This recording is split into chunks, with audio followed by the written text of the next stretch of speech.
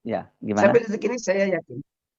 Saya yakin 99% benar dibikin di pramuka itu. Seseorang yang dicalonkan sudah 2 kali wali kota, sudah 1 kali gubernur. Jadi tidak ada di pertanyaan di kepala saya untuk mengecek keaslian ijazah itu, dan saat itu KPU hanya menanyakan apakah gelar akademik akan ditulis di surat suara. Jika gelar akademik akan ditulis di surat suara, maka legalisir ijazah S1 harus ada. Itu saja pertanyaan. Dan betul nggak Pak? Katanya KPU itu memverifikasi sampai datang ke UGM, sampai datang ke, nggak mungkin ya Pak ya? Itu tugas KPU. Itu sebenarnya tugas KPU untuk memastikan bahwa dokumen-dokumen kelengkapan syarat administrasi itu dinyatakan lengkap. Itu tugas KPU. Tugas kami menyerahkan dokumen-dokumen tersebut. Jadi Bapak nggak tahu KPU melakukan atau enggak ya? Tapi itu tugasnya memang. Saya asumsikan dilakukan ya, karena kemudian dokumennya dinyatakan sah dan lengkap oleh KPU. Selamat siang Pak Andi Wijayanto.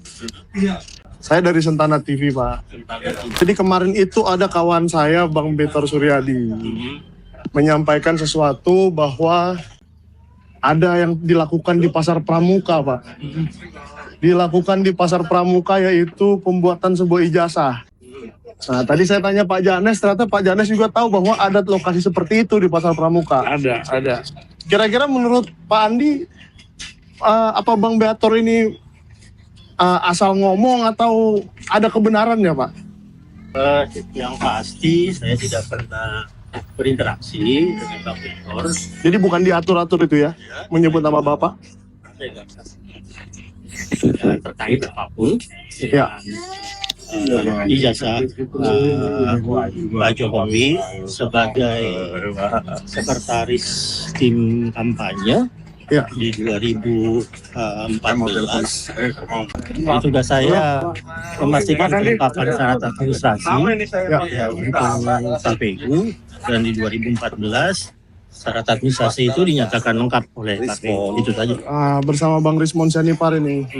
Iya. Tapi tidak ada interaksi apa yang saya lakukan dengan Bang Betor sudah membicarakan ijazah tersebut, termasuk dengan misalnya timnya Pak Jokowi ya, mungkin yang dimaksud David dan Widodo. Kawan. Saya nggak ada interaksi. Nggak berinteraksi. Tapi memang Pak Andi sebagai sekretaris tim kampanye hari itu memang melihat ada ijazah aslinya yang dilegalisir. Saya melihat ijazah. Melihat. Dan mirip nggak Pak seperti yang beredar di media sosial belakangan ini? Saya cenderung nggak ingat ya. Itu 2014 itu tidak ada di kepala saya pertanyaan tentang keaslian ijazah. Ya, saat itu di kepala saya seseorang yang dicalonkan sudah 2 kali wali kota, sudah 1 kali gubernur.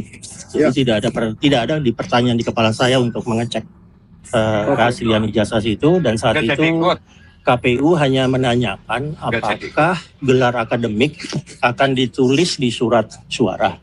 Jika gelar akademik akan ditulis di surat suara, maka legalisir ijazah S1 harus ada. Itu saja pertanyaan.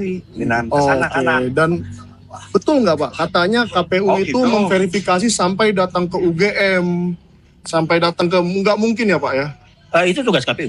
Itu sebenarnya tugas KPU untuk memastikan bahwa dokumen-dokumen kelengkapan syarat administrasi itu dinyatakan lengkap. Itu tugas KPU. Tugas kami menyerahkan dokumen-dokumen tersebut. Jadi Bapak nggak tahu KPU melakukan atau enggak ya? Tapi itu tugasnya memang. Saya asumsikan dilakukan ya, karena kemudian dokumennya dinyatakan sah dan lengkap oleh KPU. Oke Pak. Jadi apa ada pesan-pesan untuk masyarakat nih Pak? Kira-kira masalah ini apakah perlu digali lebih dalam lagi atau gimana?